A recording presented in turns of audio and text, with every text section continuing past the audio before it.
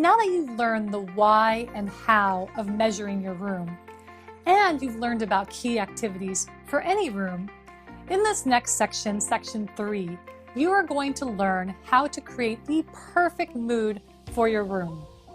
You will do this by choosing one of the many incredible interior design styles available today and the color scheme for your room. Now, regarding styles, you may already know that there are so many different styles available in interior design today. So I will help you narrow it down, and I will also discuss how to mix different styles successfully throughout your home. Now, after I finish guiding you through the different interior design styles, and by the way, there are more than I will just list today, then you will be working on your third activity of the course, which will be to decide upon and capture your own interior design style for your room. This will become the guiding post for your furniture, lighting, and accessories selections.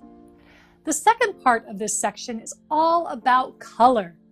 I will be providing you with a fail-safe method for choosing a beautiful color scheme for your room, including the colors that you will be using for your fabrics, your paint, and your hard surfaces. Once you finish learning all about colors, you will then complete your fourth activity, which will be to decide upon and write down what your color scheme will be for your room. So let's go ahead and get right into it.